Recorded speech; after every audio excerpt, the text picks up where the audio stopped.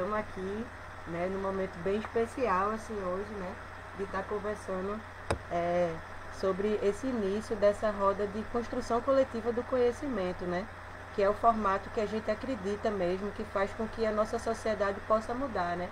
Eu lembro que o índio uma vez veio aqui, né, aí perguntou, e aí, o que é que a gente pode fazer para mudar, né, vendo a situação que a gente está, vendo a quantidade de desinformação que a gente está vivenciando.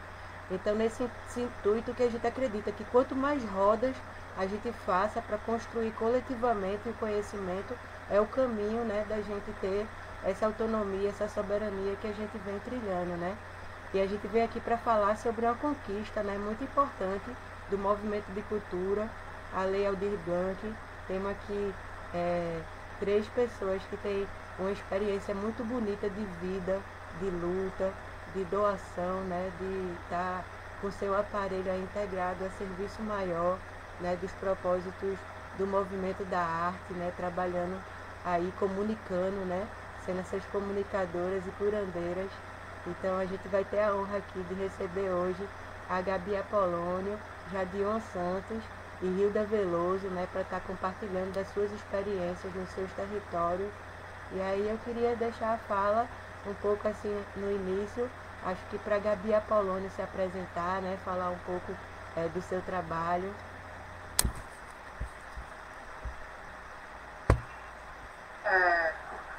Olá, boa noite para vocês. Como o Rafael me apresentou, sou Gabi Apolônio, sou educadora musical, musicista de formação, sou produtora e gestora cultural também. Hoje estou como membra suplente do Conselho Estadual de Política Cultural e como membra titular da Comissão Setorial de Música, né? Sou também professora da Rede Básica de Ensino. Estou aqui para poder tentar trazer, né, tirar dúvidas e tentar trazer algumas elucidações sobre a Lei Aldir Blanc. Né? Tendo visto que eu estou participando de algumas frentes, né, como conselheira. Estou participando de algumas frentes de construção aqui na região metropolitana e no estado. É isso.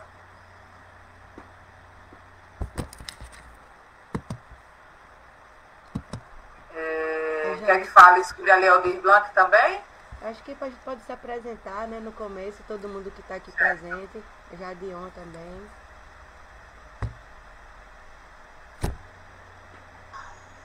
Sim, boa noite.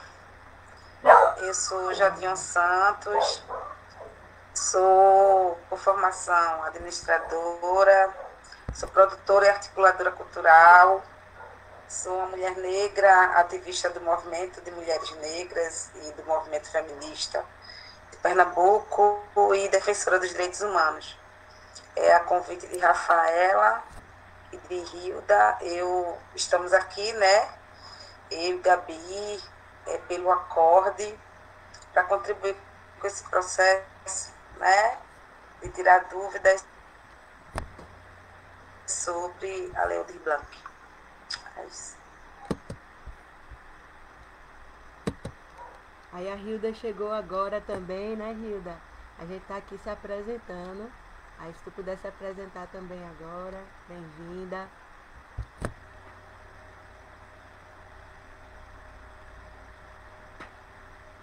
Oi, boa noite. Rafa? Boa noite, Hilda. Bem-vinda.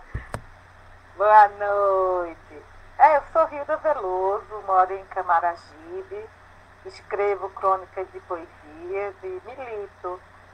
Atuo no movimento de cultura, movimento de mulheres e, enfim, saio mexendo com um monte de coisa e que diz respeito à questão dos direitos humanos, das pautas nas nossas lutas para a gente ter um planeta melhor para todo mundo. E estou junto para a gente bater um papo. Massa demais. Eu acho que assim, para o intuito, sabe, assim, do coletivo da gente, da rede pela transição, né? Eu acho que é bem importante assim a gente começar um pouco do começo mesmo, assim, né? Como diz, Onde foi? Porque as pessoas veem assim, chegou essa lei, né? Parece que caiu de paraquedas, né? Aí eu acho que é importante assim, a gente dar essa conversada inicial assim, de como foi a conquista, né? De até chegar essa lei aqui na gente, que depois a gente dá andamento, assim, a destrinchar um pouco mais sobre elas. O que é que vocês acham? Aí deixa aí aberta a pergunta para quem quiser iniciar a fala, sentir no coração.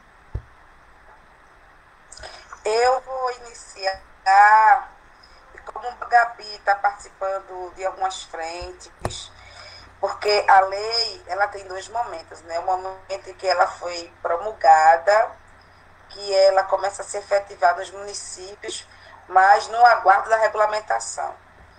E aí ela foi publicada e houve muita live para se falar da lei, para se compreender a lei, mas sem a regulamentação os municípios não podiam fazer nada.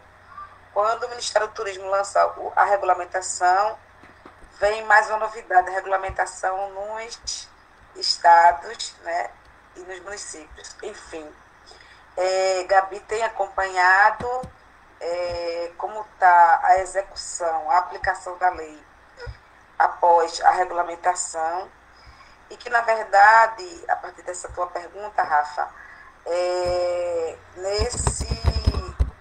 em toda essa história da pandemia, né, que ninguém esperava, nos pegou de surpresa, vários setores da economia, vários não, acho que todos, né, em sua maioria, foram atingidos.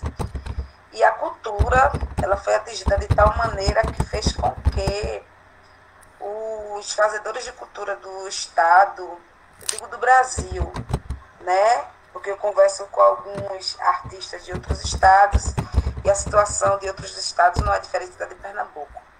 Então, os fazedores de cultura no Brasil ficou em situação de vulnerabilidade, né?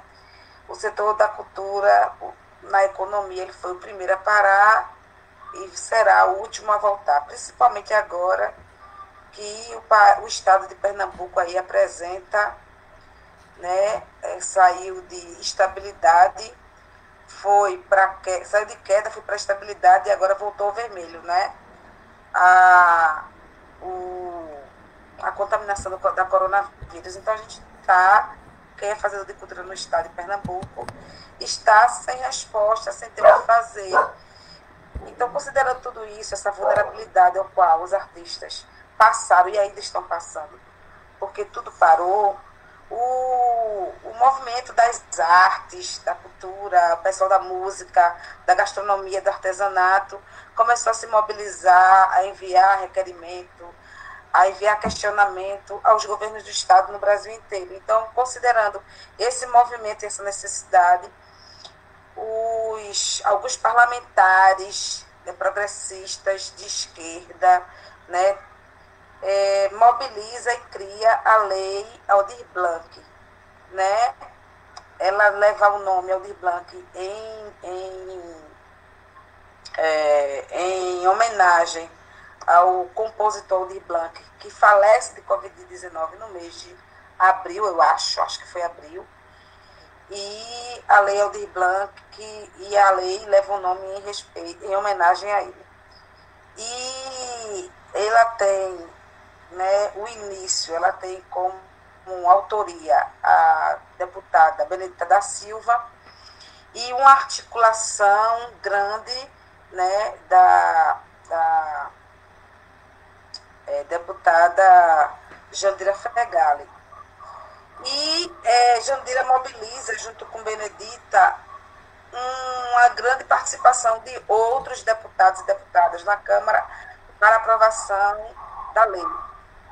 Ela não teve unanimidade na Câmara de Deputados, mas teve na votação unanimidade no Senado. Então, foi assim que a lei foi criada. E a lei foi criada e foi aprovado um contingente, considerado o maior contingente em recursos para a cultura em toda a história, né, do Brasil. Nunca houve uma destinação de recursos tão grande quanto essa da Lei Aldir Blanc. E esse valor não é do governo federal. Ele vai estar sendo organizado e pago pelo governo federal, mas é um recurso do Fundo Nacional de Cultura, o Superávit, né, que estava parado lá há mais de 3 anos. Foi descoberto esse recurso do Fundo Nacional de Cultura e foi onde se descobriu a salvação, né, para ser pago. Eu vou só colocar um pouco de como se dá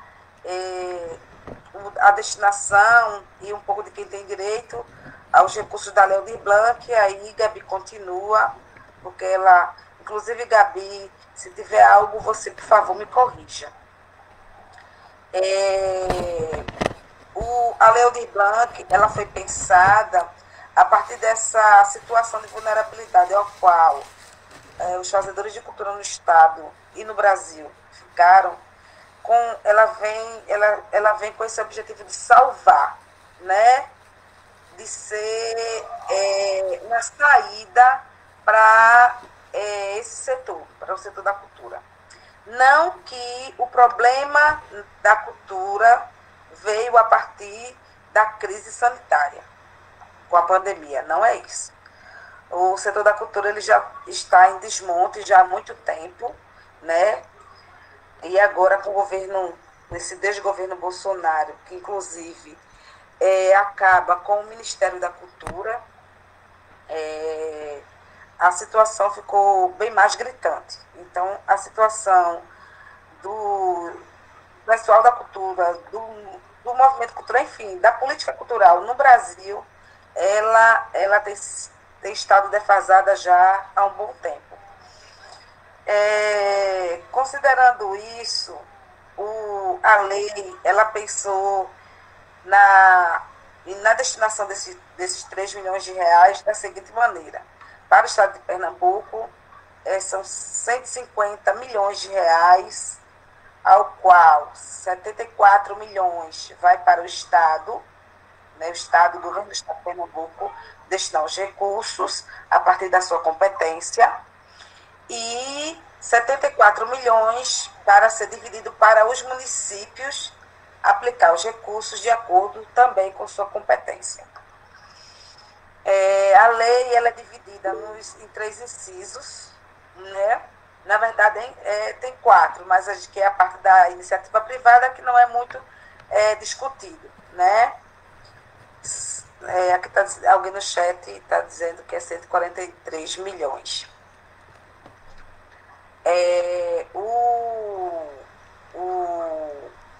O inciso primeiro, ele trata do auxílio emergencial para a pessoa física, né?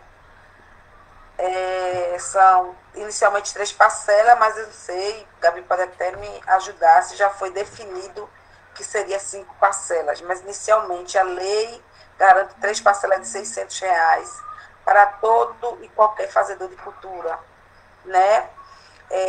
O pintor, a pintora, a artista plástica, o cantor, quem trabalha com gastronomia, o fotógrafo, enfim, todo e qualquer fazedor de cultura, aquele rapaz que está lá no malabarismo, no sinal de trânsito, enfim, é um menino que trabalha com a palha de coqueiro e faz borboleta e faz flores. Todo esse pessoal tem direito às parcelas de R$600 do auxílio emergencial da Lei Aldir Blanc, que está garantido no inciso 1. Claro que tem as regras para receber, né? Várias delas, e aí Gabi vai enfatizar melhor. O inciso 2, ele trata do subsídio, né, o apoio financeiro entre 3 a 10 mil reais para os espaços de cultura, né, os espaços culturais, as empresas, micro e pequenas empresas, e para pontos e pontões de cultura, enfim. O objetivo desse recurso não é para custear questões pessoais, é para a manutenção desses espaços. Então, o espaço parou suas atividades culturais devido à pandemia, né? Ele precisa de um recurso para manter esse espaço. Internet, água, luz, aluguel, telefone, enfim. Os custos para a manutenção do espaço, né? Então, todo e qualquer espaço, né? Terreiros terreiros de candomblé, de umbanda, comunidades rurais, comunidades quilombolas, não necessariamente só rurais, comunidades indígenas, comunidades ribeirinhas, ciganos, povos tradicionais, né, no seu geral, feiras, ateliês, estúdio de música, biblioteca, enfim, é uma gama, né, de espaços culturais, empresas, grupos de coco de maracatu, de afoxé, né, de maracatu rural, enfim, quem faz cultura, com suas regras também, que Gabi também vai, eu acho que aprofundar melhor. E o inciso terceiro, que são os editais, né? Quem não foi,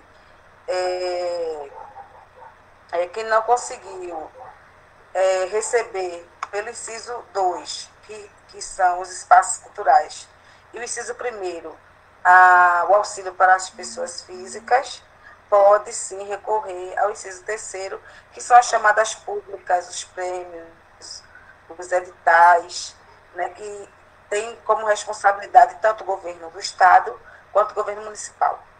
O governo, e aí eu até ia passando, né, essa coisa da responsabilidade.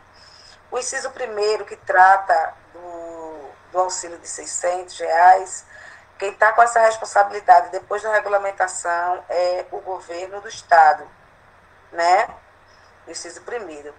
E o subsídio, né, o apoio para os espaços culturais são os municípios.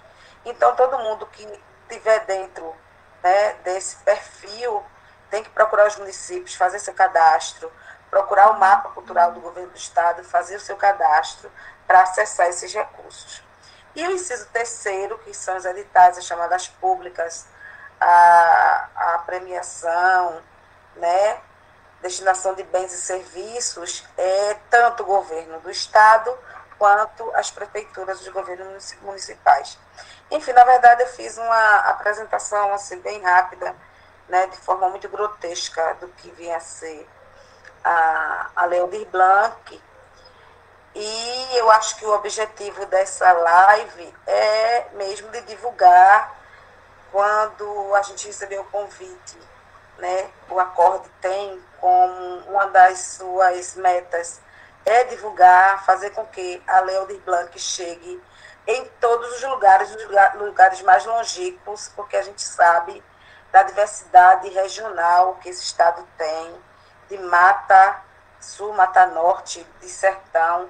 O sertão é dividido em 8 sertões: Sertão Central, Sertão do Pajeú, Sertão do São Francisco, Sertão do Araripe, enfim.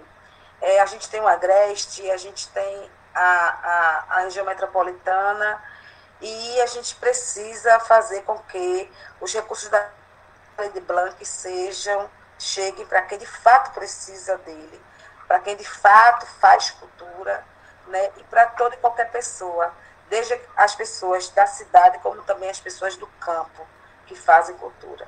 E aí eu queria parabenizar, né, a Rede de Transição. Quando eu recebi o convite, eu até passei para a Gabi, assim, para o Acorde. Eu me lembro que Hilda falou que o convite também era feito pelo Fórum de Cultura de Camaragibe. Não, é isso, Hilda? Não. Oi? Oi? Alô? Tá. Eu acho que ela estava aí falando com outra pessoa. E Oi, pelo tá me Fórum... ouvindo? Agora estou. Pronto. Não. Foi um engano da comunicação mesmo. É como acontece. Não, a gente aqui em Camaragibe, eu contei que a gente tem o coletivo Fórum de Cultura, e que nesse percurso aí, desde o mês de maio, a gente se reuniu enquanto Fórum de Cultura, né?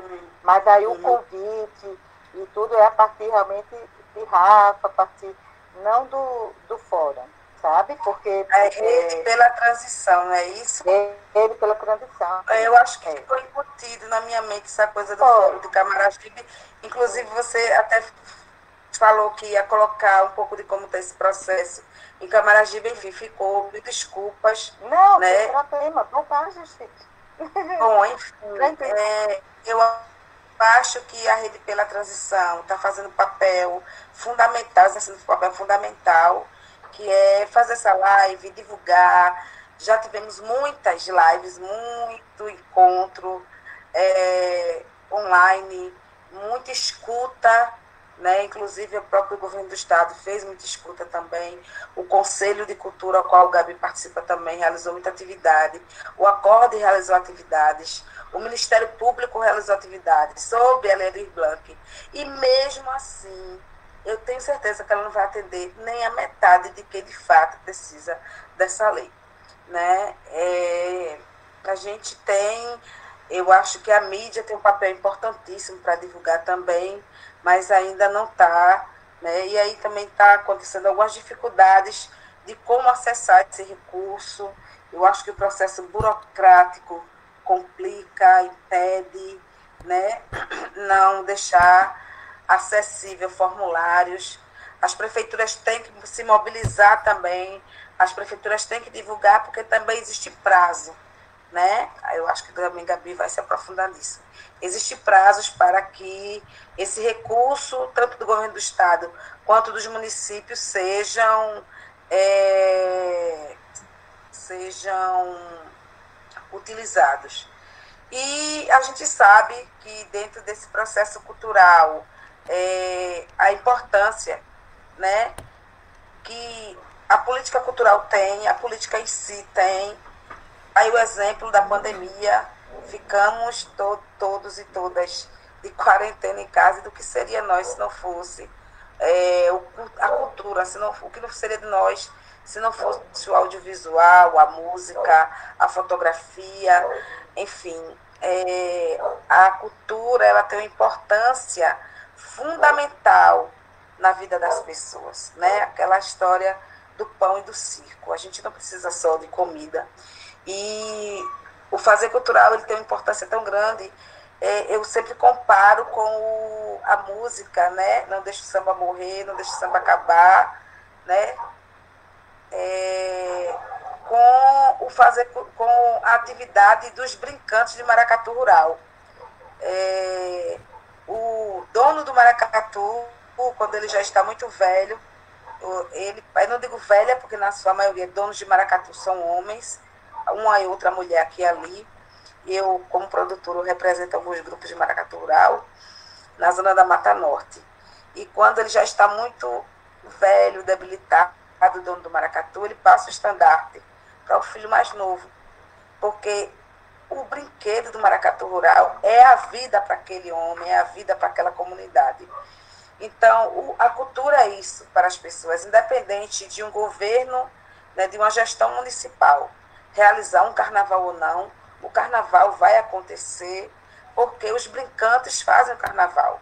Porque fazer carnaval para ele não é apenas uma questão de calendário, e não é apenas uma questão, como é que a gente pode dizer, de que o governo, o poder diz que vai ou não acontecer. Naturalmente eles já fazem, né, o brinquedo. Nessa pandemia, os maracatus rurais, eles estão ensaiando, eles estão brincando, né? As coisas estão acontecendo. Então, não podemos pensar cultura como uma política cultural, como uma política de segunda ordem, de segunda necessidade, que infelizmente, nas gestões do país inteiro, quando não existe, né, cultura, a política cultural existe dentro de outro órgão, da educação, ou do turismo, ou a cultura é tratada como eventos, mas a pandemia ela veio mostrar o quão necessário para a vida das pessoas a cultura é. Então, assim, eu queria terminar aqui, me colocar à disposição para contribuir, né, e responder algumas perguntas, passar aí para a mediadora Rafa, e dizer que Gabi, que com certeza vai dar continuidade a essa fala minha, é uma figura super querida por nós, uma figura que tem contribuído muito, ajudado muito, feito a gente aprender muito, e eu sei que vocês vão aproveitar muito a fala dela. Muito obrigada pela oportunidade.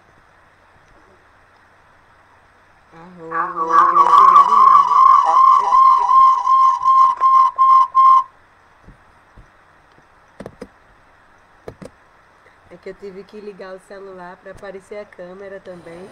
Aí deu um ruído. Massa demais, Jadião. Gratidão aí pela fala, pela vivência, pela luz.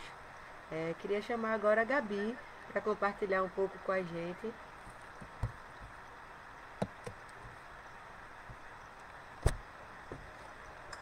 Oi, olá, novamente boa noite, né?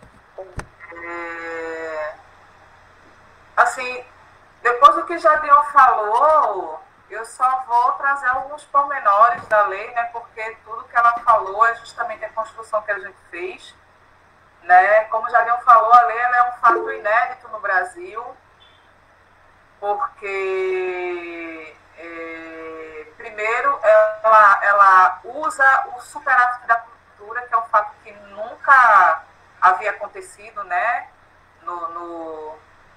Na história do investimento em cultura dentro do território brasileiro.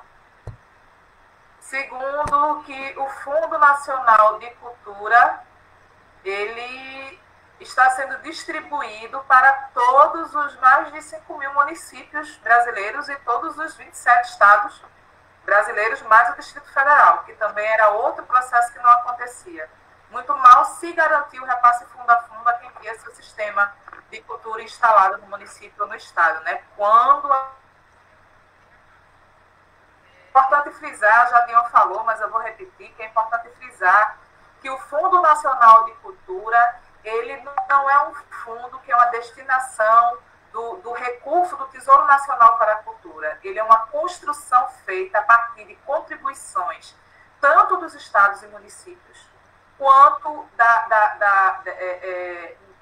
da iniciativa privada e da Loteria Federal, por exemplo. A loteria, dentro do recurso que é levantado pela Loteria Federal, é destinado 3% desse valor levantado que vai para o Fundo Nacional de Cultura, que tem cerca de 2 bilhões, entre 1 bilhão, 1,2 bilhões, 1 bilhão e 200 mil e 2 bilhões anualmente para serem executados, mas que não vieram sendo executados da forma que deveria ser, né, no investimento ao setor cultural desde 2016. A gente sabe que a gente já vem, como o Jadião falou, de um desmonte descarado da cultura que se consolida agora a partir de 2019, né? E eu vou usar, inclusive, uma expressão que Melina Rickson, produtora, usou numa live que eu fiz junto com ela na OAB, para a OAB essa semana, que é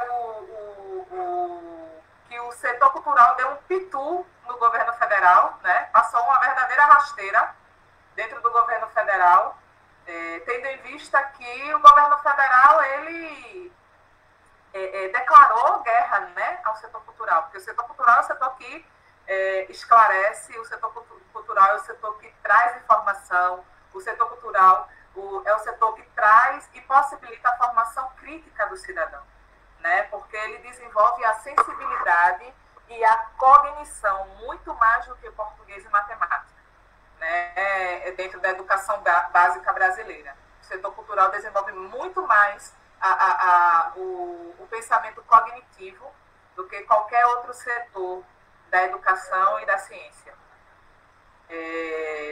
Enfim, como o Jadião falou, são 4 dispositivos que estão estabelecidos na lei. O 4º dispositivo ele não foi desenvolvido porque necessita da negociação junto às instituições financeiras, e todas as negociações que foram feitas junto às instituições financeiras, ou seja, os bancos, né, e em especial os grandes bancos, que são aqueles que podem mobilizar uma quantidade realmente significativa de recursos para empréstimos, eles não estão considerando o período de pandemia e continuam mantendo a relação de crédito e microcrédito como se faz desde sempre, né? Então, não é vantagem para quem está numa situação bastante debilitada agora ter esse tipo de acesso. E aí, os estados e municípios tratam de 3 dispositivos, né, que são os dispositivos incisos do artigo 2º, que trata, como o Jadião falou, da renda básica emergencial, do subsídio para espaços culturais, entendendo espaços culturais também como os coletivos, as comunidades e as feiras, né, de agronegócio, e não apenas os espaços de entidades, as escolas de música e de arte, os estúdios, né, as rádios comunitárias,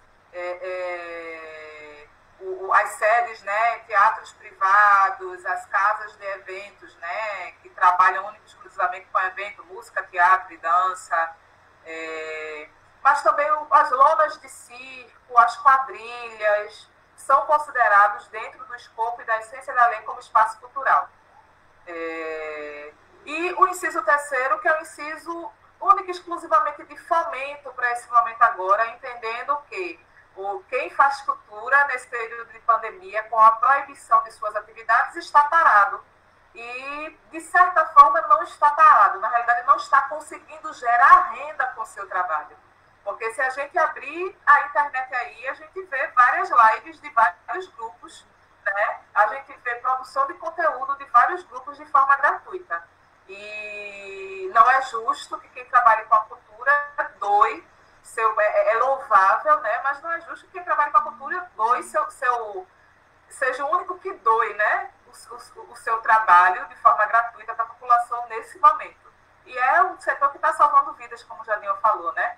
Porque vem evitando os processos de mergulho em depressão, crises de ansiedade e até suicídio, né? A gente tem informações de que o setor cultural vem realmente, de fato, salvando vidas, e nesse período de pandemia está sendo reconhecido, inclusive, como também uma questão e um item básico da saúde, né, do povo. Mas dentro do que foi combinado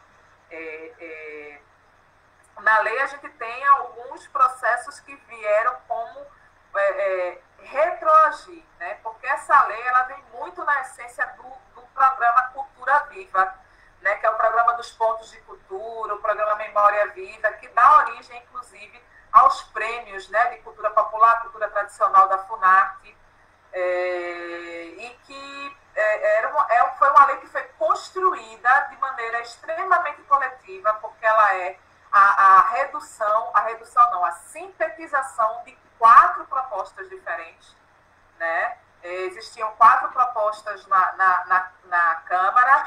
A primeira proposta votada foi a de Benedita da Silva, e num acordo entre Benedita e a relatora, porque a relatora apontada foi a Jandira Fegali, tiveram a sensibilidade, né? A Jandira teve a sensibilidade de mobilizar todos os autores de todas as outras propostas para construir uma proposta única. E essa proposta única ela foi realmente construída junto com os seus proponentes iniciais, mas muito mais com a participação ativa e com a escuta ativa da sociedade civil organizada, né, dos fazedores de cultura, em conferências, webconferências, escutas, né, em vários momentos para a aprovação da lei. Mas ela veio com 2 ações do governo federal que dificultam. A primeira foi que, no momento de aprovação, ele demora com a sanção da lei, né? E essa demora com a sanção da lei, ela não vem acompanhada da regulamentação, como normalmente acontece. Era para, junto com a sanção da lei, vir já o decreto de regulamentação para aplicação, dentro do prazo dos 15 dias da lei. Essa regulamentação, ela demora mais de 2 meses para ser publicada, né? Mas não, quase 2 meses para ser publicada, né? Chega a 50 e alguns dias para sua realmente publicação no diário oficial, e ela vem engessando toda a essência da lei, inclusive com artigos que penalizam, né, e criminalizam antecipadamente estados e municípios. E isso traz um outro momento, como o Jadinho falou, da lei, né? Porque a gente estava num momento realmente de emergência, assim, do ato de emergir, de fazer uma grande mobilização e articulação e reavivar as mobilizações culturais que a gente tinha, né, no tempo dos pontos e pontões de cultura. E a gente recebe uma freada, porque a partir do momento em que você amarra a lei a uma lei de contratos, de licitação, contratos e convênios antiga, que é de 93, a 8666, mesmo ela tendo algumas renovações, ela ainda continua com a essência da década de 90, né, do início da década de 90. Então, é uma lei que engessa demais os processos e as relações de contratação e as relações de repasse dos entes federados, né, dos entes federativos. E isso faz com que os estados e municípios recuem um pouco mais nessa aplicação da lei, certo? Mas, em paralelo a isso, houveram grandes negociações e uma grande articulação do Fórum Nacional dos Gestores de Cultura Estaduais, junto com a Confederação Nacional dos Municípios e a Rede Nacional dos Conselhos Estaduais de Cultura. Existe um grande diálogo e uma grande mobilização para que essa regulamentação tente chegar o mais próximo do que estava sendo compactuado entre eles, né, acordado entre eles para ser aplicado nos seus territórios. E uma dessas coisas elas foram respeitadas, como, por exemplo, o inciso 1º, ele fica sob a responsabilidade do Estado, ou seja, a renda básica emergencial para a pessoa física é de responsabilidade do Estado.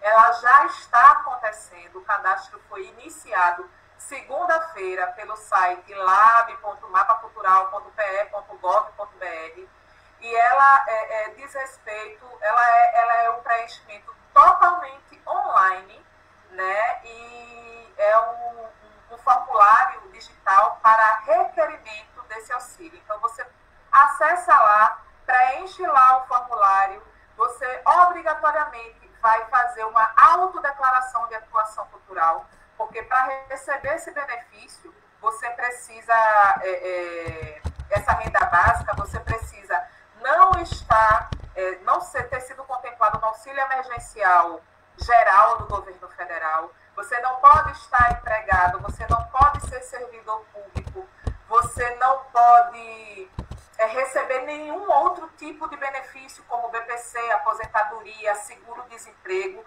Essas são para a Bolsa Família. Se você receber Bolsa Família, você pode se inscrever.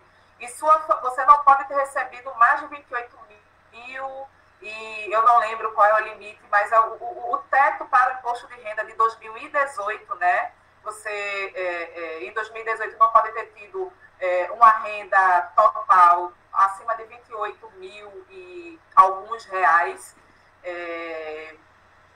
E a renda familiar, ela não pode passar de R$500 por pessoa da família e ela não pode exceder, ou ela não pode exceder a 3 salários mínimos, o que for maior. Porque, por exemplo, se eu moro numa família que debaixo do mesmo teto tem 8 pessoas, essa renda familiar, se a gente for multiplicar por 500, dá R$4.000, né? E 3 salários mínimos dá 3.300, mais ou menos.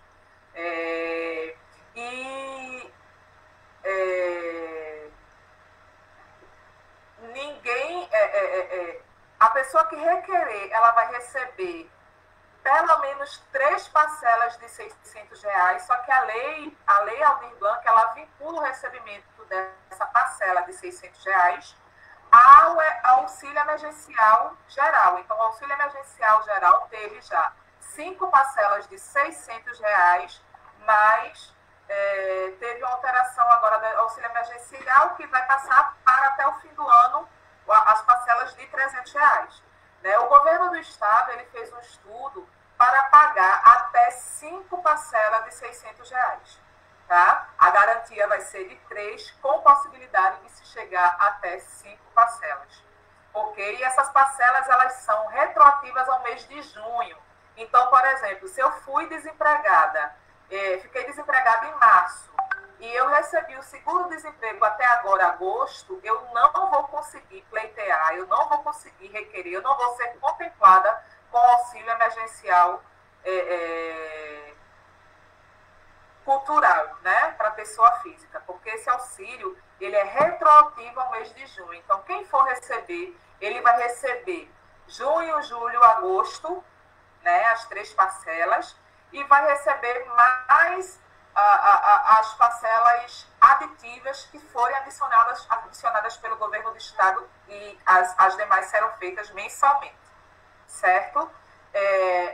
O inciso segundo ficou com os municípios, tá? E a gente precisa entender o seguinte, que o cálculo desses 3 bilhões de reais que Jadion falou, ele é um cálculo que ele é feito, essa distribuição, metade do valor, ou seja, 1,5 bilhão, foi um cálculo específico para os estados, e 1,5 bilhão foi um cálculo específico para os municípios. O do estado, ele foi feito uma média entre, considerando 20% referente do valor que o estado vai receber, referente ao fundo de participação dos estados, né?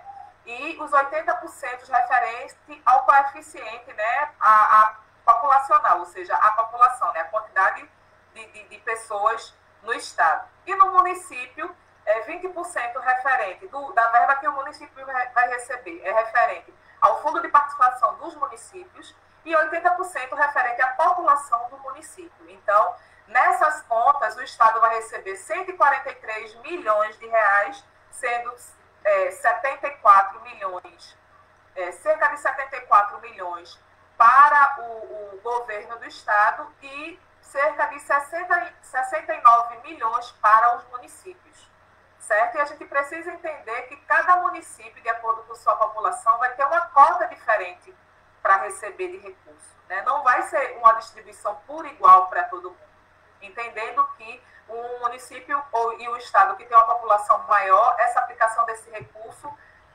essa projeção de aplicação desse recurso deve ser maior, né? Porque entende-se que o cadastramento de pessoas, espaços e grupos, eles serão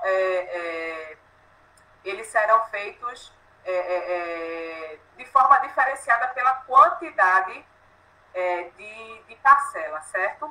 O processo, pela quantidade da população. O processo de recebimento, ele se dá a partir do seguinte caminho, certo? Os estados e municípios precisam criar um plano de execução desse recurso.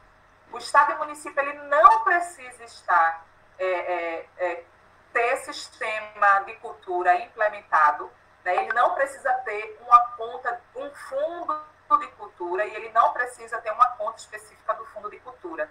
Os que não tiverem serão criadas pelo Banco do Brasil uma conta automática para o depósito neste fim, certo?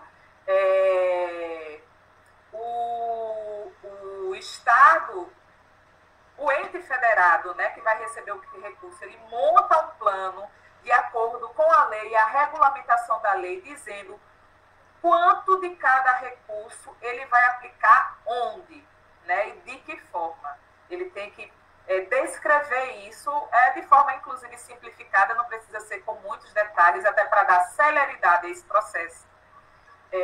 Entendendo que tanto o Estado quanto o município precisa aplicar pelo menos 20% no inciso 3º, que é o inciso de fomento, que diz respeito a editais, prêmios, chamamentos públicos, contratação de serviços culturais, compra de produtos culturais, né, específico de fomento para esse fim, que será executado até o dia 31 de dezembro, tá certo? Então, o plano, o Estado e o município, ele vai criar o plano, ele vai cadastrar esse plano na Plataforma Brasil, que é a plataforma Mais Brasil, que é a plataforma que foi organizada, né, para este fim, né, uma plataforma que era o antigo SICOMV do governo federal e que foi atualizada, né, simplificando burocracia, simplificando acesso, e ela foi adaptada para este fim, para que os estados e municípios cadastrem seus planos. Em cadastrando o plano, o governo federal, através do Ministério do Turismo, ele vai avaliar esse plano e aprovar esse plano, certo? E aprovando esse plano, vai ter a assinatura do termo de adesão do Estado ou município para recebimento do recurso, e na assinatura do termo de adesão, o governo federal ele tem 10 dias úteis para fazer o depósito do recurso ou na conta do fundo do Estado e município, ou numa conta criada para este fim, certo? O que está acontecendo é que tanto a aprovação do plano quanto a assinatura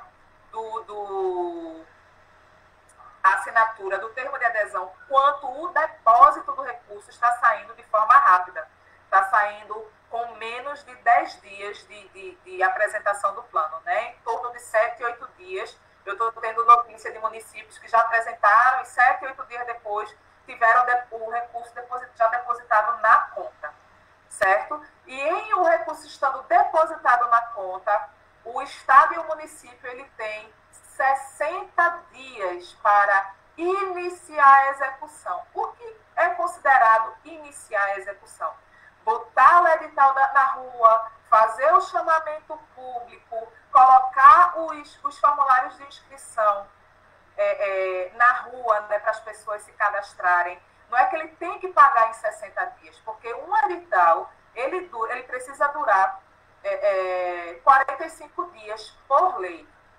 Né? Então, o município ele tem um prazo de colocar o edital na rua, fazer a inscrição, ter esse prazo de 45 dias para a inscrição, para poder, a partir daí, fazer a avaliação para o inciso 3º, por exemplo, e para o inciso 2º, onde couber no município. Porque, por exemplo, se eu tenho um município que ganha 100 mil reais, e eu preciso aplicar 20%, pelo menos 20% em edital, eu vou ter que aplicar pelo menos 20 mil reais em edital e chamamento público. Sobram 80 mil reais para eu dar para subsídios, né, para o inciso 2º. Se o inciso 2º ele varia entre 3 mil reais e 10 mil reais, e eu tenho 300 entidades na minha cidade, entidades culturais, né, entre empresas de micro e pequeno porte, microempreendedores culturais, casas de evento, né, teatros particulares e entidades e agremiações, eu vou ter que fazer um estudo e eu vou precisar também fazer uma certa seleção dos mais vulneráveis para poder repassar esse recurso para quem realmente está mais vulnerável. Porque esse recurso é para chegar justamente nessa ponta, né? Esse recurso do subsídio e o auxílio emergencial para chegar nessa ponta de quem realmente ficou sem fazer nada nesse período. É para chegar nesse artista de circo que não conseguiu nem mudar de território e voltar para seu estado, porque ele não tem condições de pagar gasolina e articular gasolina para sair. É para chegar para esse artista de rua que vai para o sinal, que por muito tempo não teve sinal né? É para chegar também para o cantor de barzinho, que passou muito tempo sem poder tocar e ter seu ganha-pão, né? É para chegar também para essas pessoas, é para chegar na periferia também.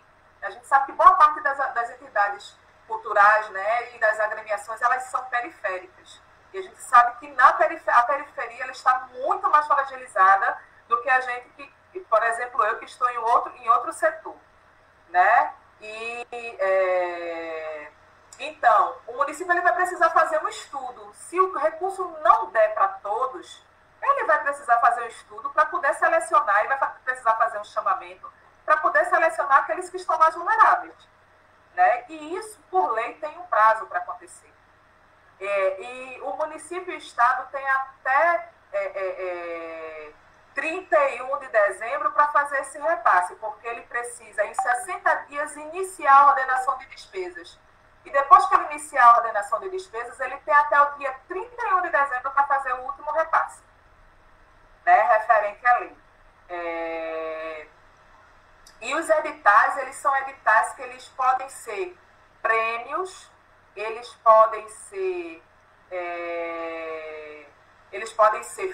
para fomento, né? Eles podem ser para oficinas, eles podem ser também, por exemplo, do inciso 3. Eu tenho uma companhia teatral, essa companhia teatral montou um espetáculo e ia lançar em junho, né? Fez um investimento em cenário, figurino, maquiagem, iluminação, né? E não pôde lançar o espetáculo, está com prejuízo. O governo do estado pode comprar esse produto cultural, ele pode comprar os ingressos desse espetáculo, dessa temporada desse espetáculo, né? O município pode comprar os ingressos da temporada desse espetáculo, né? E distribuir para escolas públicas quando esse processo de pandemia acabar, quando tudo voltar a caminhar, a gente pode trazer a escola pública para o seu teatro, para você apresentar gratuitamente para o seu teatro. Pode valer como antecipação desse serviço. Né? Agora, isso quem vai determinar é o Estado, quem vai determinar são os municípios, certo? E uma questão importante é que a sociedade civil ela tem um papel importante, fiscalizador e controlador dessa execução. Porque é a partir do diálogo com a sociedade civil que vai se evitar disparidades, que vai se evitar conduções equivocadas da lei. Né? Porque a sociedade civil quem tem que dizer e apontar em quais são os campos que estão mais fragilizados, de que forma esse projeto ele precisa ser, esses recursos eles precisam ser geridos, e de que forma o instrumento de distribuição desse recurso, ou seja, os editais, né, os chamamentos, as convocatórias, elas precisam ser criadas. Né? A gente precisa entender que a gente precisa criar cotas para poder subir nessa classificação justamente esses mais vulneráveis, né? As pessoas negras, as pessoas de comunidade tradicional, as pessoas periféricas, as pessoas com deficiência, as mulheres, os idosos, né? Os artistas mais idosos, o pessoal do LGBTQI+, né? Os artistas que são baixa renda. A gente precisa criar mecanismos dentro desses instrumentos de distribuição desse recurso para que essas pessoas tenham acesso, certo? E sim, em passando 60 dias e o município não iniciando a ordenação de despesas desse recurso, ele obrigatoriamente tem que repassar esse recurso para a conta do Fundo do Estado. E passando para a conta do Fundo do Estado, o Estado tem mais 60 dias para iniciar a ordenação de despesas desse recurso. Certo? Não conseguindo fazer isso, ou seja, o Estado tem, teoricamente, 120 dias para executar esse recurso. Certo? E em não conseguindo executar esses recursos, esse dinheiro ele não volta para o Fundo Nacional de Cultura, ele volta para a conta única da União. Porque o que aconteceu? O Fundo Nacional de Cultura, o gato comeu, ninguém sabe, ninguém viu. Né? E aí o governo federal, muito bonzinho, né, para não dizer o contrário, ele lança uma medida provisória criando um crédito suplementar extraordinário de 3 bilhões de reais para a execução da Aldir Blanc. E, ora, como é que vai ter um crédito suplementar extraordinário se existia um superávit da cultura?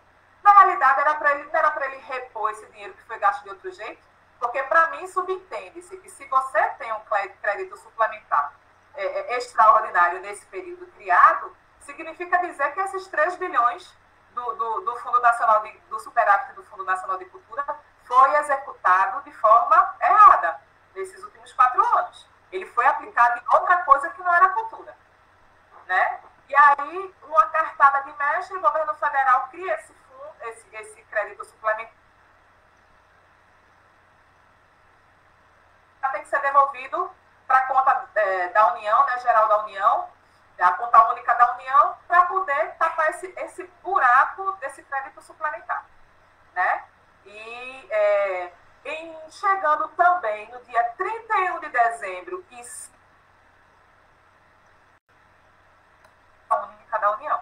No dia 1º de janeiro não vai poder mais ser executado, a não ser que haja prorrogação, né, dos prazos de pandemia após 1º de janeiro, mas dia 1º de janeiro, em não executando nada, esse dinheiro volta para a conta única da União.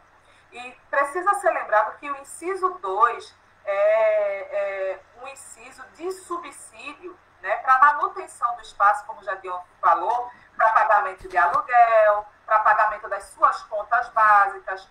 E se caso esse espaço, esse coletivo tenha um funcionário, pagar esse funcionário se ele não foi contemplado com auxílio emergencial, desde que você consiga justificar a necessidade de pagar esse funcionário, fazer a manutenção do seu acervo, por exemplo, a biblioteca comunitária que está parada, um local de livros que não tem movimentação de livros, fadada a traça e ao mofo, né? Então, precisam de produtos especiais para manutenção desse acervo. Então, compra desse material, desde que você justifique, né? Coloque lá a necessidade de compra desse material nesse momento. E vai precisar fazer propor uma contrapartida. Então, o espaço, vou chamar de espaço cultural, mas é dentro de toda aquela lista tanto que Jadiel falou quanto eu falei, tá? O espaço cultural, ele recebe esse subsídio, que ele pode ser mensal, né? No valor de 3 a 10 mil reais. Ele presta contas desse valor, da execução desse valor, a partir do primeiro dia contados, né, a partir contados 120 dias, no prazo de 120 dias, contados a partir do primeiro dia após o repasse da última parcela. Nós estamos contando com o dia 1º de janeiro, porque dentro de todo o processo que a gente tem no município e com uma eleição no meio, me desculpem, mas assim, esse recurso ele não vai conseguir chegar no início de outubro, né? Ele vai chegar depois da eleição, porque aí vai estar em processo de organização desse repasse em novembro ainda. Estamos em meados de setembro, existe um acordo, né? Uma negociação, um acordo nacional que todos os estados e municípios lancem seus editais, seus formulários até o dia 25 de setembro, mas a gente sabe que isso não isso é uma projeção, não significa dizer que é real, que todos os estados e municípios vão cumprir, né? Então, a gente fazendo essa projeção dos 45 dias do edital, mais o tempo de seleção, vamos colocar mais 10 dias, vamos colocar aí 50, quase 2 meses, né? Mais a assinatura dos termos para receber esse recurso, vamos colocar mais 10 dias aí, né? Vamos colocar 2 meses e 10 dias para iniciar o pagamento. A gente está em processo de eleição que não vai poder ser pago nada. Aí vai ter que esperar a eleição acabar para poder retomar esses pagamentos, né? A gente vai receber isso meados de novembro até final de dezembro. Esse recurso vai chegar na mão da gente, infelizmente, meados de novembro até dezembro. Certo, gente? Era isso que eu queria falar. Se tiver mais alguma dúvida, é só perguntar. Beleza, Gabi, gratidão. Tem sim, viu? Já anotei aqui umas questões, mas vamos passar a fala agora para a Hilda, né? Compartilhar um pouco com a gente aqui também de sua experiência. Bem-vinda, Hilda. Fala, tá contigo. Boa noite. Eu acho que está ligado. Começou ligado, mas depois desligou. Oi? Agora está ligado. Oi, pegou? Estamos ouvindo. Pronto, boa noite a todas.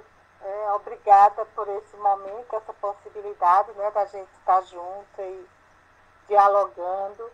Bom, eu vou ser breve, porque eu estou curiosa para o melhor dos momentos, que é quando a gente vai começar a trocar ideias, né, de uma forma mais coletiva. Mas, assim, eu, quanto pessoa que faz cultura, que atua no setor cultural, queria só deixar algumas inquietações e uma grande expectativa, né? As inquietações são que esse momento de pandemia revelou, né, escancarou o quanto alguns dos nossos municípios cuidavam, ao longo de todos esses anos, muito mal da cultura, né, muito mal de sequer o cadastramento, aonde estavam os artistas do município, que o município não sabia aonde estavam, né? Então, tinham sempre aqueles mesmos agentes culturais, os carnavais, São João, etc., etc., mas que, a nível de de cadastro, a nível de uma regulamentação. Isso foi gritante, né, em nosso estado, sobretudo. Uma outra inquietação foi a dificuldade. Quando a gente, aqui em Camaragibe, a gente aguardou alguma mobilização, alguma chamada, alguma coisa em torno da questão da condição dos fazedores de cultura do município diante desse momento de pandemia, por parte dos agentes do poder público, né? E aí, como isso não aconteceu, nós nos reunimos no coletivo de cultura, e aí foi quando a companheira pensou que eu estaria vindo representando, que a chamada teria sido a partir do Fórum Permanente de Cultura de Camaragibe, mas foi apenas que eu troquei essa experiência no momento anterior de conversa, mas enfim, a partir do dia 25 de maio, nós começamos, enquanto sociedade civil, a nos reunir e dialogar e construir estratégias para a gente, junto ao executivo do município, propor, né, a parceria que é fundamental, que é importantíssima para que o município funcione, que é a sociedade civil organizada junto com o executivo e o legislativo. Então, a gente fez a primeira reunião só o coletivo, depois fizemos uma outra reunião, uma semana depois, foi um percurso de reuniões muito próximas umas das outras, diante da emergência que a gente percebia da situação, né? Então, fizemos uma primeira reunião só coletivo, chamamos o executivo do município e chamamos também o legislativo. E aí foi muito bom nesse sentido, porque a gente conseguiu, enquanto sociedade civil, enquanto fazedores de cultura, enquanto técnicos, né, na realidade, esse coletivo de cultura não é somente das pessoas que são os atores diretos, os artistas, não é somente, ele é composto pelos técnicos, por todos, inclusive os que consomem apenas. Então, algumas das pessoas que estavam nessas nossas reuniões e que fazem parte deste coletivo são as pessoas que consomem os nossos produtos, que gostam de ver a gente se apresentando, que pagam, que vão ao teatro, que vão aos shows, que vão, né, enfim. E aí a gente seguiu, a gente fez uma primeira reunião coletiva, como eu já falei, depois chamamos o legislativo e o executivo, tivemos uma segunda reunião onde nós entregamos uma série de sugestões, uma série de solicitações de como a gente estava pensando com relação ao São João, que era a primeira data que a gente pensou em construir alguma estratégia dessa forma virtual, dessa forma com lives, com mini editais, enfim. E aí a gente não conseguiu uma série de questões que eu não acho que é necessário colocar aqui nesse momento, mas, enfim, foram cerca de 13 reuniões e a gente, coletivo, depois sociedade, depois o legislativo e o executivo, nós construímos uma audiência pública, que foi aonde nós levamos a proposta do comitê gestor, porque o município se enquadra exatamente no que a companheira Gabriela falou, né? Não tem fundo, não tem sistema de cultura, e aí a gente, como a gente não tem um conselho de cultura, né, em funcionamento, ou seja, veja quantas coisas que era necessário, que a minha expectativa é que a gente, daqui para frente, a gente siga construindo essas, né, dando conta dessa organização política voltada e direcionada especificamente para o fortalecimento do setor de cultura no município, nos nossos municípios. Então, agora, nesse momento, o que eu trago para vocês é que a gente fechou em espiral, porque isso não é um fechar em círculo, mas em espiral, porque segue o movimento, né? Segue a luta, mas a gente chegou até a proposição, enquanto sociedade civil, entregamos a proposta na audiência pública e seguimos na expectativa de que fosse composto esse comitê gestor, houve eleição para o comitê gestor. Então, a gente fechou em espiral esse ciclo e agora nos deparamos também com o que a companheira Gabriela falou, que é a questão das eleições municipais. E aí, a dificuldade que é gritante é como a gente continuar mobilizado enquanto sociedade civil sem estar impregnado dos interesses políticos partidários nesse momento em que os companheiros e as companheiras realmente devem estar, caso ache, né, importante, voltados especificamente para esse momento da eleição. Então, a minha expectativa, primeiro, o meu depoimento é que nós descobrimos e nós vamos seguir, né, construindo, sim, e compreendendo a importância da gente estar junto, porque depois que a gente se juntou no dia 25 de maio, Camaragibe construiu, dialogou de uma forma propositiva, de uma forma muito democrática, que é exatamente sociedade civil, executiva e legislativa, atuando juntos para tentar dar conta das demandas, das necessidades do nosso município. E isso foi muito bom, entende? Então, eu, enquanto pessoa da cultura, a gente se juntou neste coletivo e a gente conseguiu nos fortalecer, né?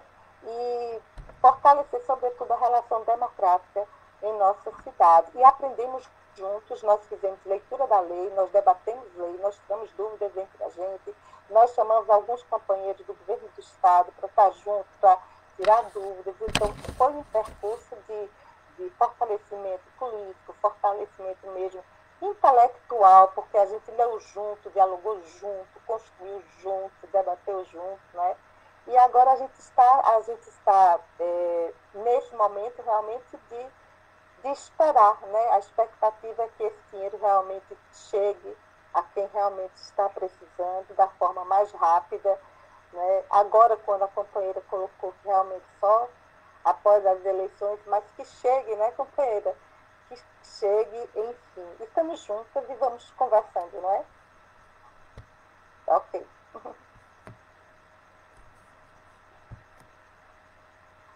Maravilha, Hilda, gratidão. Então, fiquei aqui pontuando assim, algumas questões, né? Tem uma pergunta objetiva, que veio na fala da Gabi, né? De que se uma pessoa está recebendo, né, o apoio emergencial convencional, mas ela também tem, por exemplo, uma livraria, uma biblioteca, né? Se poderia pedir esse recurso da cultura, né, já recebendo o outro recurso pessoal, né, assim, o que já está saindo. Aí assim, queria só fazer uma costura, assim, que eu acho que o grande valor desse momento, né, está sendo a nossa união, né, a provocação para que a gente se organize em autogestão, né. Esse é o desafio que o pessoal da cultura está aí à frente, né, mostrando para a gente como possa ser um exemplo, inclusive para outros setores, né, de como a gente possa se organizar e redistribuir os recursos, né, de uma forma justa, né. Então, acho que é para a gente, enquanto rede, assim, é bem interessante a gente visualizar propositivamente à frente mesmo, né, como a gente pode estar juntinho, né, a sociedade desse processo, sabe? Tem a questão de cotas, né, que é importante da gente estar garantindo essa implementação, o estudo da viabilidade, né, para além do setor da cultura, né, de como a gente possa estar implementando esse caminho de organização e como a gente para o futuro possa acompanhar, né, o processo. Acho que fica essa inquietação que eu queria trazer um pouco a fala de vocês dentro desse sentido e dentro desse sentido também, né, a gente aqui é uma rede que acredita que a transição ela é agroecológica, né, a gente acredita na importância do nosso ciclo de consumo, porque quem a gente alimenta é quem vai continuar a existir, né? Então, nesse sentido, assim, como é que a gente constrói, né, esse ciclo de soberania, né, de autonomia e de transição a esse sistema capitalista que vem aí nos escravizando, não só pela mídia, mas pelo alimento também, né? Estamos aí na sociedade doente, né? Que antigamente não se tinha câncer, diabetes, né? Quem ouvia falar disso? É uma doença secular, é uma doença que veio junto com a indústria, né? Veio junto com os produtos industrializados, com a química, dos corantes, dos conservantes. Então, tem uma dinâmica muito ampla, né? Da gente se fortalecer, da gente se unir, da gente transitar. Então, muita gratidão aqui pela palavra das convidadas, assim, que estão abrindo mesmo o caminho, assim, nessa articulação, sabe? Com a poesia, com essa verdade, né? Pulsante do coração. Aí queria trazer um pouco aqui a partilha da fala de Ravi, nesse sentido, né? Da importância da cultura para a gente na agroecologia, e depois abrir um pouco a fala das convidadas, provocando nessa perspectiva, sabe, dessa associação com a agroecologia, com a economia solidária, sabe, que não estão previstas, né, enquanto cultura. Mas como não? O que é cultura, então? Né? Deixa aí a provocação, quero escutar um pouquinho mais de vocês também. Rafa, a agroecologia está prevista sim, tá, na lei. Ela é reconhecida na lei como um espaço fazedor e mantenedor da cultura, certo? Então, a agroecologia, as feiras agroecológicas, os coletivos agroecológicos, eles podem pleitear, sim, o subsídio, e eles podem entrar e exigir que tenham editais específicos para essa questão da seguridade alimentar, né, e dessa relação da cultura agroecológica de um modo geral. Sobre sua pergunta, esse foi uma das grandes perdas que a gente teve com a regulamentação, né? Pela lei, não existe nenhum impedimento de que você, recebendo auxílio emergencial, você possa entrar com o seu CPF para pleitear o subsídio para o seu espaço, tá? Mas a regulamentação, ela veda a duplicidade de pagamentos por CPF. Né? Então, se você usou seu CPF para o auxílio emergencial, seja ele o geral, ou seja ele o da cultura, você não vai poder pedir o subsídio referente ao inciso 2, tá? Você está impedida de solicitar o subsídio do inciso 2, tá bom? Mas você pode, enquanto sebo, biblioteca, livraria, você pode entrar no inciso 3, pedir o edital, né? Pleitear o edital, concorrer a um edital, a um prêmio que seja lançado, né? Colocar uma proposta de repente de leitura, contação de história, a partir dos livros que tem na livraria, a ser transmitidos de forma virtual, porque um dos grandes processos do inciso 3 é justamente esse, assim, de que haja produção de conteúdo para a manutenção das atividades culturais nesse período de pandemia. Como não pode haver público, então o conteúdo virtual é o grande palco, né, hoje, da cultura. Né? Então, para que esse grande palco, as pessoas que acessem e usem esse grande palco, elas recebam por esse serviço que está prestando à sociedade, né? Porque é um serviço de utilidade pública. Né? Agora, a gente precisa ver também como é que ficarão as regulamentações municipais. No Estado não existe nenhum impedimento para quem recebeu o inciso 1 ou o inciso 2 possa acessar o edital. Né? O único impedimento você não pode ter duplicidade no inciso também. Então, eu só posso receber o inciso 1 uma vez, eu só posso receber o inciso 2 uma vez, e eu só posso receber o inciso 3 uma vez. Então, eu posso me inscrever no edital do meu município e do Estado, mas se eu for contemplada nos dois, eu vou ter que escolher, ou a gente ainda não sabe se vai ser a gente quem vai ter que escolher qual dos dois fica, ou se vão ser os entes, né, o município e o Estado, que vão decidir. Né? Na minha lógica, o ideal é que seja o proponente quem decida, porque de repente o edital do Estado, do município é tão pequenininho, né? E eu ocupar esse lugar no Estado, no município, eu posso estar ocupando o lugar de alguém que com aquele valor ele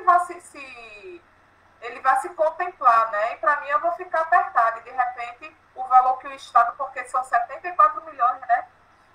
Vão ser cerca de 16 milhões só de editais no Estado. Né?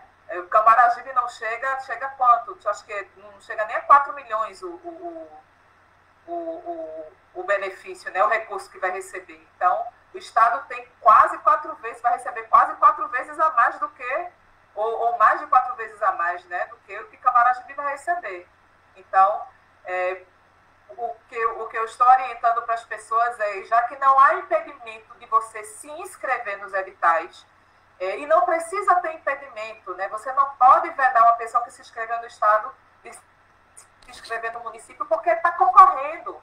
Ele está só concorrendo, não significa dizer que ele foi aprovado, né? Eu acho que precisa definir o impedimento para o momento de aprovação, né? Fazer aquele cruzamento de dados e ver se no município aquela pessoa foi contemplada, se foi contemplada, pedir para ela optar, ou um ou outro, né? Porque a essência da lei é que esse recurso seja distribuído para o máximo de fazedores de cultura possível.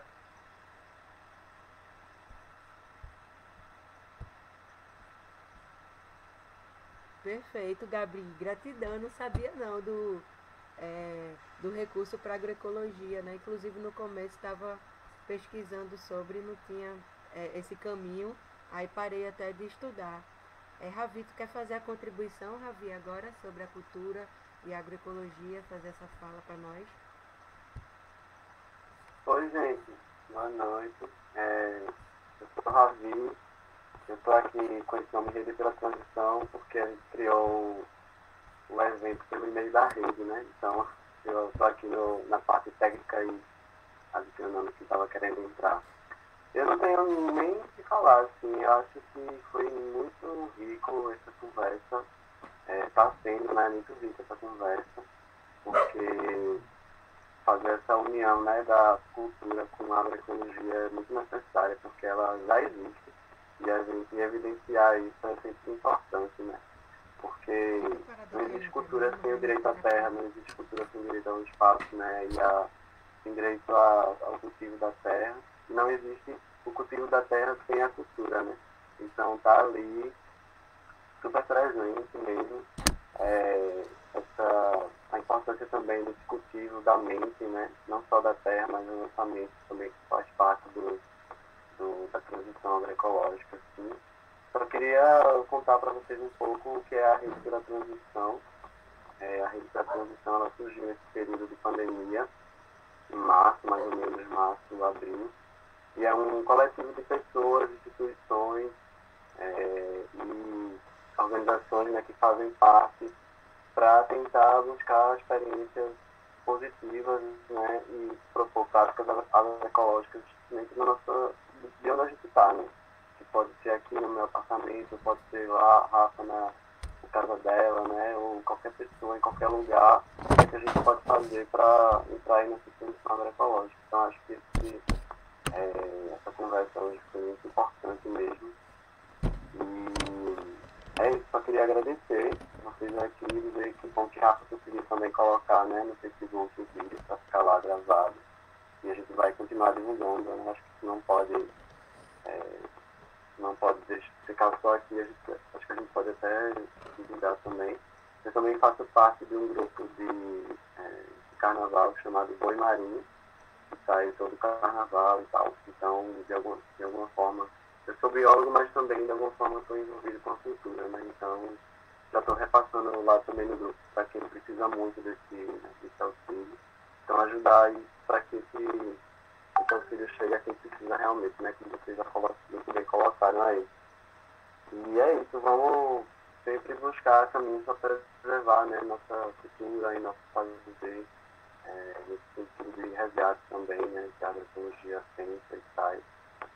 Então é isso, gratidão, meninos, pelas belas contribuições aí, muito rico mesmo, estou muito feliz.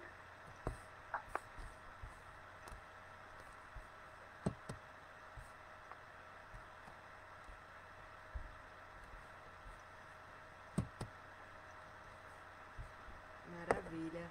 E nessa provocação, assim, né, de adiante, né, de como a gente chega mais na ponta, de como a gente continua, né, pleiteando, sabe, esses novos caminhos, essa perspectiva de expandir essa experiência para outros setores, né, já numa proposta, assim, de visualização criativa mesmo para o futuro, né? Da gente fazer uma fala aqui nesse sentido, assim, como é que a gente visualiza que possam ser esses caminhos para o futuro agora, né?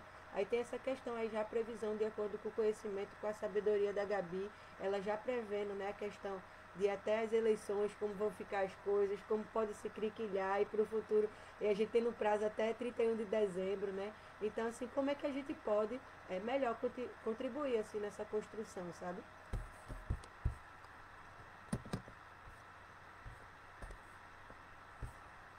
Maravilha, eu acho que a gente precisa realmente fazer essa rede, né, e tentar levar ao máximo, para o máximo de pessoas a informação, né, e as formas de acesso, porque a gente precisa fazer com que esse recurso realmente chegue nessa ponta, né, e fazer movimentar toda essa rede aí que está se movimentando de outra forma, mas que já está chegando um momento que não tem mais como você estar tirando do próprio bolso, né, porque o investimento que a gente de repente faz de precisar juntar um recurso para fazer um investimento em algo específico adiante, isso esse ano foi por água abaixo, né, para a gente.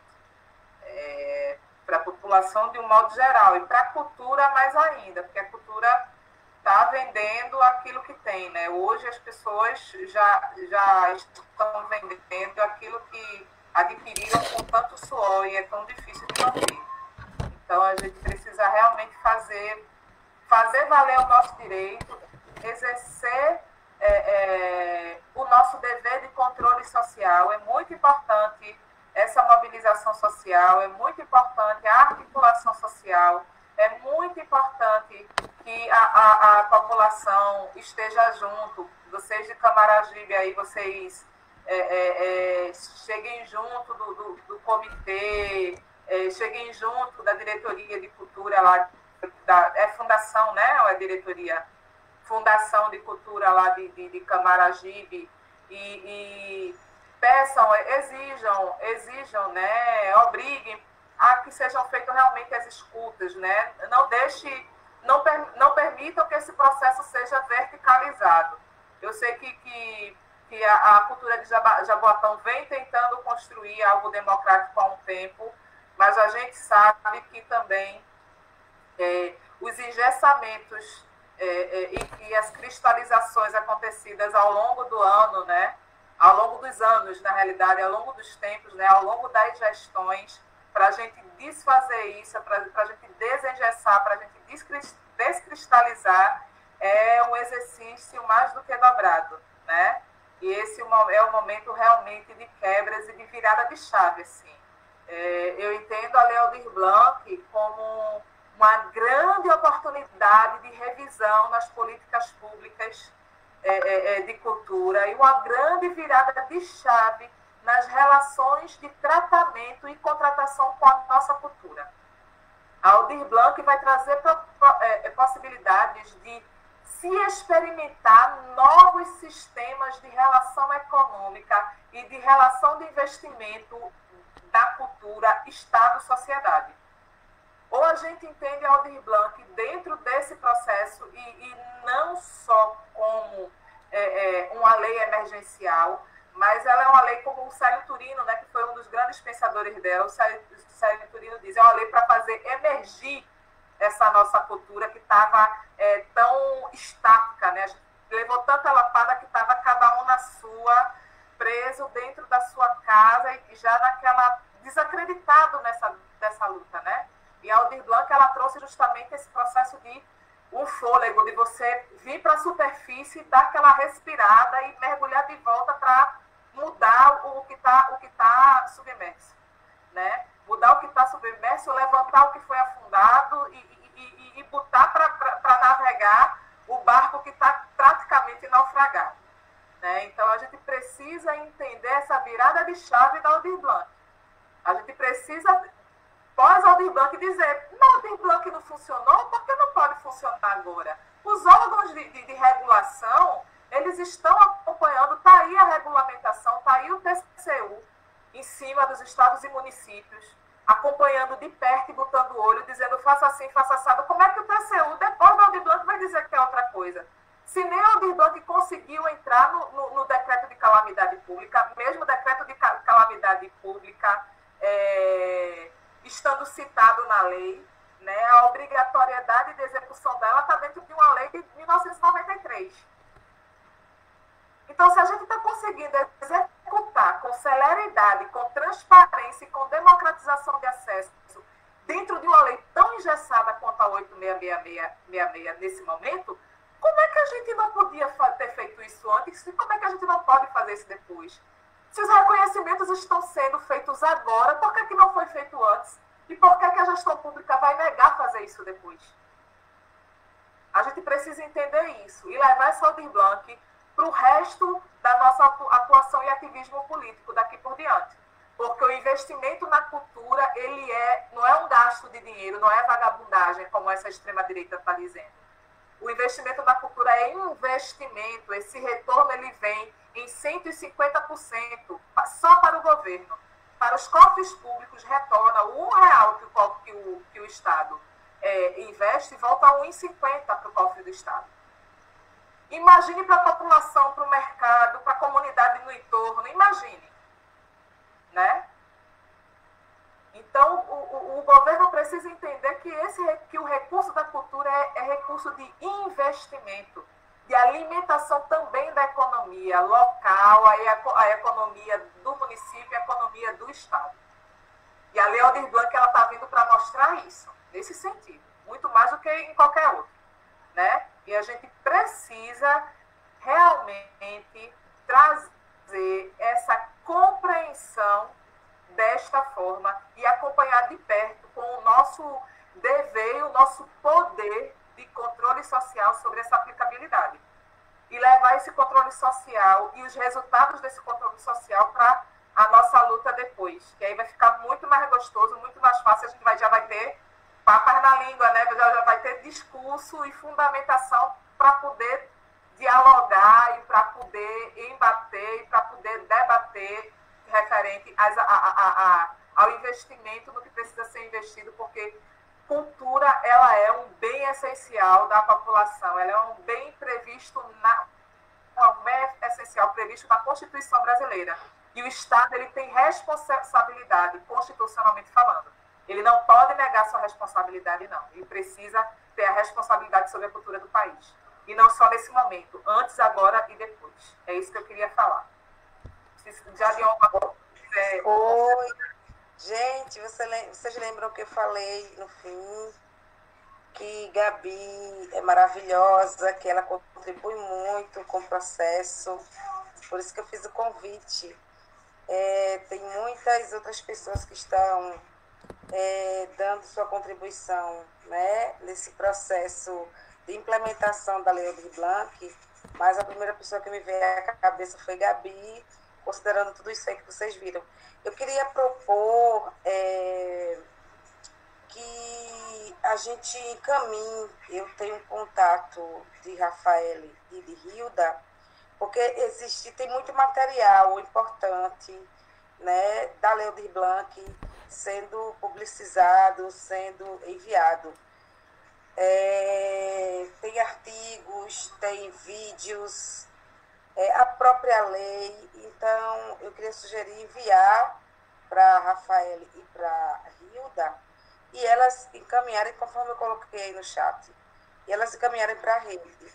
Para vocês ficarem, inclusive, vocês podem repassar isso para outros grupos, para outras pessoas, para artistas que vocês conhecem, inclusive os links das cidades, né? Porque eu acho que a rede, pela transição, pode ser que ela tenha uma atuação no Estado, não é isso? Eu não sei, eu não conheço. Me desculpe. Maravilha, Jadiel. Eu ia te perguntar justo isso, se tu puder fazer uma fala já sobre isso, né? Sobre a aplicabilidade aqui na região metropolitana do Recife, Pernambuco. Certo, Rafa.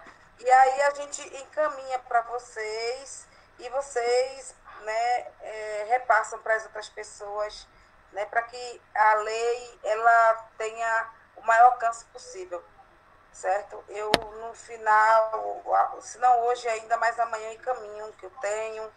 Gabi também pode encaminhar, tá bom? E aproveito para agradecer a oportunidade a Rede pela Transição, e dizer que a gente vai estar sempre à disposição. O Acorde, que é a organização ao qual a gente participa, eu, Gabi, e tem várias outras pessoas. É uma organização formada por produtores culturais e produtoras culturais, artistas, músicos. O segmento específico é a música, mas acaba que o Acorde agrega cultura popular também, né? Tem pessoal de audiovisual também que está dentro, né, participando do Acorde. E sempre que tiver atividade, a gente também vai estar repassando para vocês. Tá? Obrigada.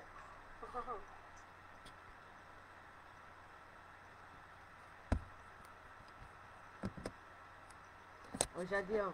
Eu queria aproveitar já a fala de Jadion para também já agradecer, né? É sempre um momento muito rico as partilhas. E o que a gente puder fazer, eu estou inclusive falando assim para as pessoas, eu sou produtora cultural, eu trabalho na área de gestão cultural. Tinha uma produtora, né? Fechei a produtora porque há algum tempo atrás, há 4 anos atrás, quando já vinha nessa quebra da cultura, eu já percebi que eu não ia conseguir ter pernas, né? Fazer uma projeção mais adiante, em 1, 2 anos não ia conseguir ter pernas. E calhou de, nesse ano, abrir seleção, né? Abrir concurso para o município de Jaboatão, para a área de educação. E como eu tenho formação em licenciatura em música, eu vou fazer o concurso, fiz sem estudar, passei, fiquei em 3º lugar, se eu não me engano, 3º, 4º lugar, né? E hoje eu sou funcionária pública, então eu estou numa situação um pouco mais confortável, né? Eu consigo hoje colocar a cabecinha diferente de alguns anos atrás, colocar a cabecinha no travesseiro, sabendo que no fim do ano eu vou conseguir pagar meu aluguel, ter minhas contas todas pagas, né? Estou organizada financeiramente. O que a cultura, infelizmente, não dá pra gente, né? Porque cultura você ganha bem hoje, mas você pode passar 3, 4, 5, 6 meses sem receber nada, né? Do seu trabalho. E eu estou justamente nesse movimento de tentar auxiliar quem está precisando desse auxílio, sabe? E parar para... Não é questão de benfeitoria, não, é questão de compromisso mesmo, porque quando eu precisei, e tá aí Jadion, porque Jadion foi uma das que me socorreu, né? Quando eu precisei, eu tive pessoas que estenderam realmente a mão para mim, me puxaram para junto e me fizeram sair de muitos sufocos financeiros. E aí eu estou nesse compromisso de retribuir para a cultura o que a cultura me deu todos esses anos. É isso, muito grata, gente.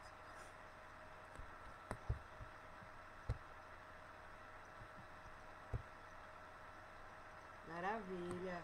Hilda, tu quer fazer uma contribuição assim final também nessa perspectiva e também de que seria massa da gente fazer um link assim, que eu lembro que a Jadion tinha falado na conversa comigo, que para Olinda, por exemplo, o município, né, a data é até o dia 25, né? Então, se a gente puder dar um repasse flash assim nesse sentido de como tá mais ou menos assim na região metropolitana. Desculpa, Rafa, dia 21, viu?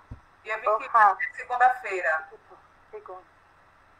O que eu quero agradecer, né, por esse momento da gente estar junto.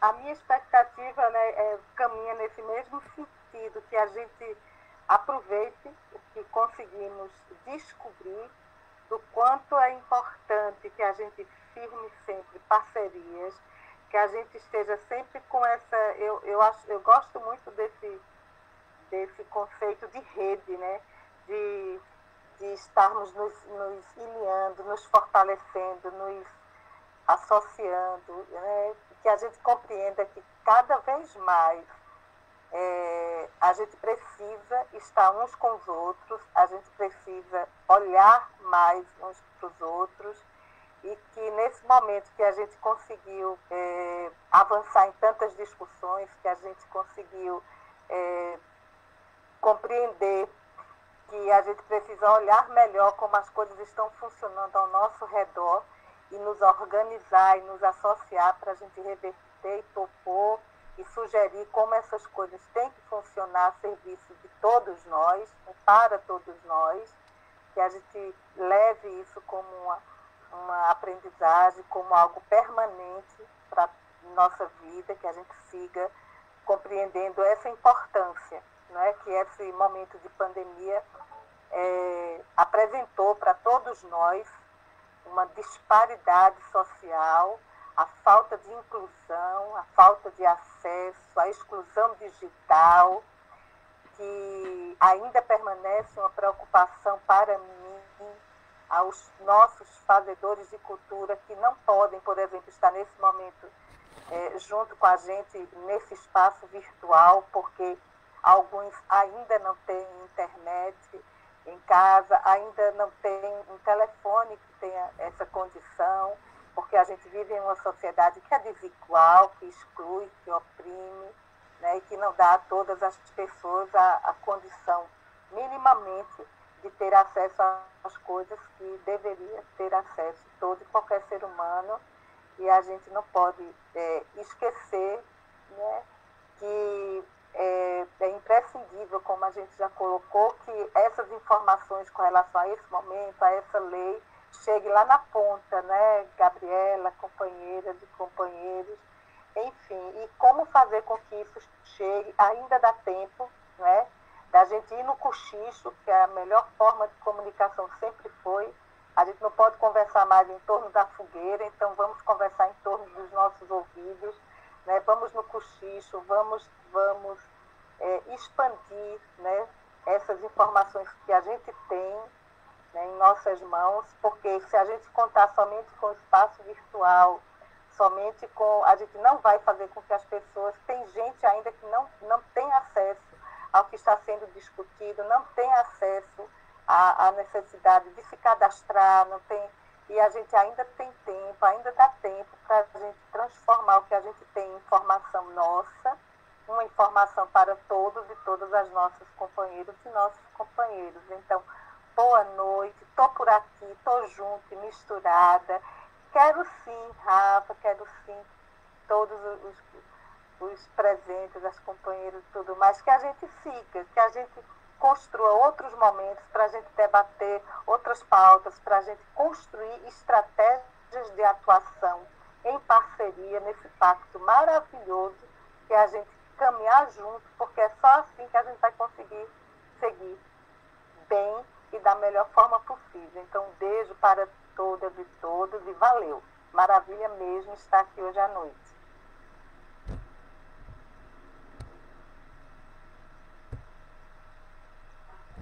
Maravilha. Gratidão demais a todas. Agora sim, a gente está aqui numa roda de cultura e tem que ter uma mística, né não? Quem é que topa aí puxar uma poesia, puxar uma música, esteja sentindo no coração, compartilhar aqui agora para nós? Hilda é poeta também, Eu posso viu? Não sei se ela falou. Pode compartilhar, Hilda. Posso compartilhar uma? Posso? Então, você já conhece, eu acho, Rafa, mas enfim, vamos lá. Contradição.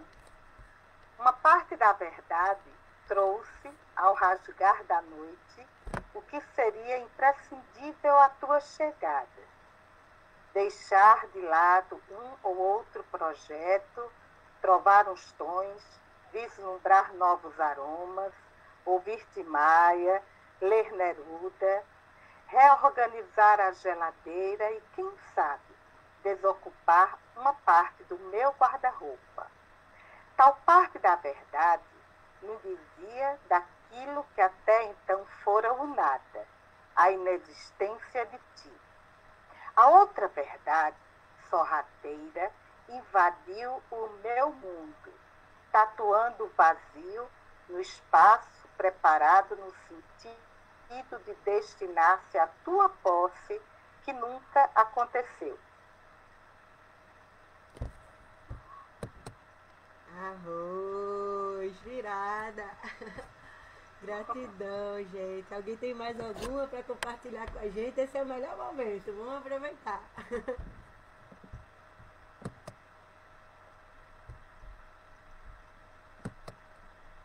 Existe uma música de 14 bis que eu acho perfeita, principalmente para os tempos atuais.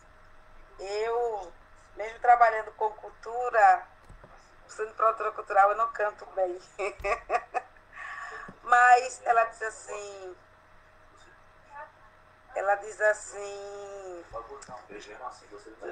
um minuto. Pedir silêncio aqui, por favor, do meu marido, meu companheiro e da minha filha, para poder cantar. Meu amor, eu te amo, meu amor, meu amorzinho. Tá bom. Cheiro bem grande. E você também, tchau. É o que dá, né? Live em casa. Estamos nas nossas casas, né, Rafa? Gabi, Hilda, o companheiro que eu esqueci o nome. E obrigada a você E que viva ajudou o a amor! Hilda. Como é o nome dele? O rapaz. Não lembro o nome Ravi. dele. Que está pelo nome Rede pela Transição. Obrigada a você também. Mas a música diz assim: anda, quero te dizer nenhum segredo. Falo desse chão da nossa casa. Vem que tá na hora de arrumar tempo. Quero viver mais 200 anos.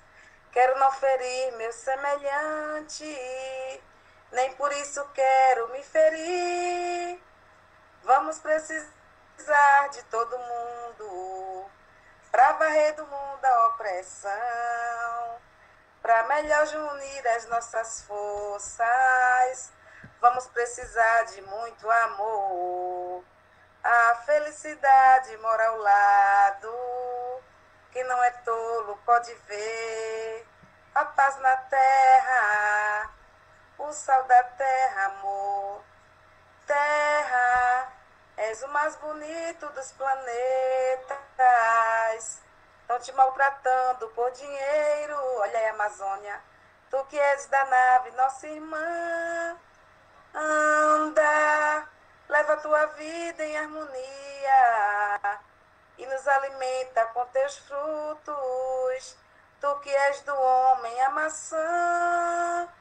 Vamos precisar de todo mundo. Um mais um é sempre mais que dois. Para melhor unir as nossas forças, é só repartir melhor o pão.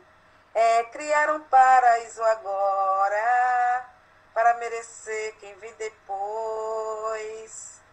Deixa nascer o amor, deixa fluir o amor, o sal da terra. Deixa nascer o amor. Viva a Amazônia, viva a agroecologia, viva a cultura, viva a sociedade civil, o nosso trabalho, a nossa militância. Muito obrigada, viu, gente? Obrigada, Gabi. Obrigada, Hilda, Rafaele, a Solange Samico, a Rede pela Transição. Obrigada.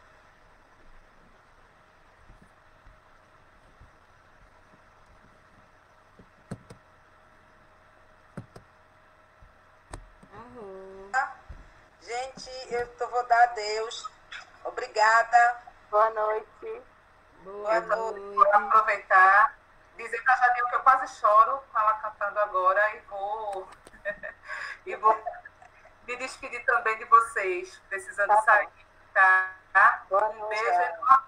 Estamos à disposição, sempre que precisar, é só dar um toque que a gente auxilia, tá bom? Gratidão pra vocês. Tamo junta. Gratidão à música, minha irmã. Como a gente canta de verdade, a gente sente. Palmas que você não tem, mas escuta, companheira querida. Tchau! Tchau! Minha filha, de novo, para variar. Tchau, boa noite. Boa noite, Rafa. Boa noite, Hilda. Gratidão. Boa que noite. massa. Boa noite, companheiro. Valeu. Boa noite, Hilda.